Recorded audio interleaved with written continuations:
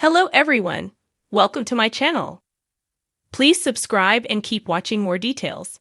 Kim Zolciak and Kroy Biermann forced to leave home. Kim Zolciak and Kroy Biermann of the Real Housewives of Atlanta fame have made quite a few headlines following their separation, including various financial issues. Recently, news has come out that the two have been forced to leave their Atlanta mansion. At one point, United States Marshals had to get involved after the couple lost their estate to foreclosure. Kroy and Kim were first married in 2011. Kim and Kroy share 4 children together, with Kim having 2 daughters from a previous marriage, Ariana and Brielle, who Kroy adopted. However, after 11 years of marriage, Kroy filed for divorce in May 2023. After initially withdrawing the following month, Kroy refiled for divorce the following August. Many fans were introduced to Kim and Kroy after they appeared in the Bravo series, The Real Housewives of Atlanta. In addition, Kim and Kroy appeared in the spin-off, Don't Be Tardy, which ran for 8 seasons. According to the U.S. Sun, the former couple were recently made to leave their Atlanta home. Reportedly, the estate's new owners began the process of legally removing the two on December 12, 2024. The two were ultimately ejected from their former home in April. After facing foreclosure several times over the years, the house was sold off at auction back in December. According to an initial filing, the new owners claimed the pair holds the premises over and beyond the term for which they rented to them. By late December, Kroy and Kim were served papers for the proceeding against a tenant holding over. After several filings were ignored by Kim and Kroy, U.S. Marshals had to step in to remove the pair from the home in early April 2025. According to filings, 4 deputy marshals arrived at the home around 3:30 p.m., and the pair were gone by 6:45 p.m. Reportedly, the marshal's office checked the box that claimed the original occupants were officially ejected from the estate. As previously reported, Kim's daughter, Ariana Biermann, has talked about the couple's financial issues on the new Bravo show, NextGen NYC. As she said during a confessional, "I have been on TV since I was 5 years old. I did reality television with my family, and then I started posting on Instagram. I got my first brand deal when I was 14. Ariana continued, "I was doing like 3 posts a week, and you get paid astronomical to do a story or to do an Instagram post, and I made quite a bit of money. But unfortunately, my parents took my money." Noting she learned the money was gone 2 years ago, she added, "I don't even know how much money I made over the time period." Have you been following this story? Did you watch Kim and Kroy on their shows? Did you see Ariana Biermann on NextGen NYC? Make sure you come back to T for all the latest reality TV and celebrity news. What happens next remains unclear. There are murmurs of comeback opportunities, podcasts, book deals, even reality show reboots. If there's one thing Kim Zolciak knows, it's how to stay relevant. But reinvention is harder when it comes on the heels of public downfall. And what of the children? Brielle, Ariana, and the 4 younger ones? They've grown up in front of cameras, in luxury, and now face a dramatic pivot to something less defined. Their innocence, once protected behind mansion gates, is now wrapped up in adult complications, custody disputes, court orders, and the instability of a shattered family dynamic. For all the glitz and chaos, it's easy to forget that real people exist beyond the headlines. Kim and Kroy may have invited cameras into their lives, but no one signs up for this kind of ending. Forced evictions are not just financial transactions, they're emotional earthquakes.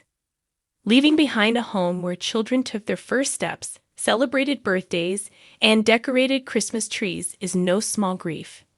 And yet, there's a strange dignity in it too. Life has a way of stripping us down to the essentials when ego, wealth, and illusion fall away. In leaving that mansion, they're walking into something real, even if it's uncertain. Sometimes, the only way forward is through. So as the sun sets over Alpharetta, and the once idyllic Zolciak Biermann estate stands a little emptier, it's not just a chapter ending, it's a mirror held up to modern fame. reminding us that the brightest stars often burn out the fastest, and that behind every curated Instagram post is a life far more complicated and far more human than we ever imagined. The golden gates of the Milton mansion creaked open slowly, the sound echoing through the quiet suburban air like a final bow from a long, extravagant performance. Once a palace of glittering excess, the estate now stood nuded, cloaked in the kind of eerie silence that follows a storm, calm, but undeniably changed. Kim Zolciak stood barefoot at the top of the marble steps, her blonde curls tousled, not by a hairstylist this time, but by the June wind. She wore an oversized hoodie, once Kroy's, and her face was bare. No glam squad, no highlighter shimmer, just raw, tired skin that hadn't known sleep in nights. Behind her, Kroy Biermann moved quietly, his frame hunched in a way that belied the NFL linebacker he once was. He cradled a worn-out box labeled "Christmas Stuff, Don't Touch," scrawled in Kim's unmistakable pink marker handwriting. The irony wasn't lost on him. Christmas joy boxed up in June, on a day when joy seemed more theoretical than real. They'd known this day was coming. Still, it hurt. A few years ago, this 7,000-square-foot fortress had been the scene of late-night wine-sipping, Instagram lives, and high-pitched laughter from the younger kids as they ran through the halls. It had been filled with glam, grandeur, and enough candles to power a small church. But more than that, it was home. And now, by court order and financial demand, it was no longer theirs. Neighbors peeked through blinds, curious but cautious. The spectacle of fame had faded into a more cautionary tale, whispered about at HOA meetings and over iced coffees at the local Starbucks. Kim glanced over her shoulder. The foyer, once a symbol of success, now looked sterile. Movers had taken most of the furniture the day before. What remained felt more like a museum than a memory. A baby photo stuck to the fridge, a broken lamp base she always meant to fix, one of Brielle's old cheerleading trophies. Pieces of a life that was larger than life. Kroy came to stand beside her, setting the box down.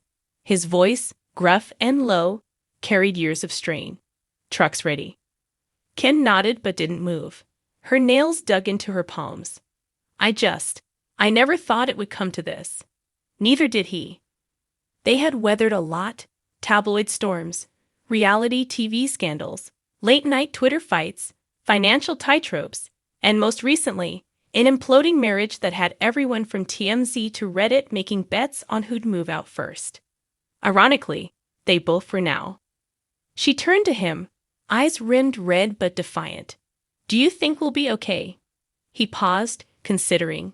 The question wasn't about money or lawyers or homes. It was about them. The once glamorous couple who built a brand on love, chaos, and unfiltered charisma. Could anything survive after being stripped so publicly of pride, property, and the illusion of control? "I think we'll have to be," he said finally. Downstairs, Kaya and Kane played with a half-inflated beach ball, unaware, or perhaps just beautifully ignorant of what this day meant. Brielle had already packed and left for LA days ago. Ariana had been quieter than usual, sticking close to her room, the move weighing heavily on her in her own way. Kim picked up a stray wig stand that had somehow been left behind, its bald mannequin head offering one last twisted smirk. She chuckled softly. "Remember when I wore this one to your cousin's wedding, and your grandma thought it was my real hair?" He did. And he remembered her laughing so hard that night, champagne bubbling out of her nose. "You looked hot," he said. She looked at him, surprised. A moment passed. He didn't take it back. The sound of a horn outside broke the silence. The moving truck was ready to pull away. Kroy took one last look around and headed toward the door. Kim lingered.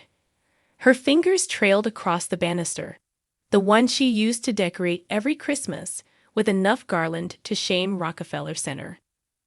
"I thought we'd retire here," she whispered to no one. Then, with one final exhale, she walked out and didn't look back. The gates closed behind them with a reluctant groan. Hours later, the mansion sat quiet again. Empty now, stripped of its owners but still brimming with their energy. Fame had once fed the house, poured into its every room with camera crews and scripted chaos, but without Kim and Kroy, it was just walls and ceilings. A real estate agent would soon be walking through with prospective buyers, offering phrases like celebrity-owned and custom marble countertops. The listing wouldn't mention the fights that echoed through the hallways in recent months, the financial chaos, or the night Kroy slept in the guest house after a screaming match. But maybe someone new would see past the ghosts. Maybe. Back in the moving van, Kim scrolled her phone in silence. Her social media was still active. Barely. But she hadn't posted in days. Her fans were worried, curious, opinionated. Some sent love, others sent shade.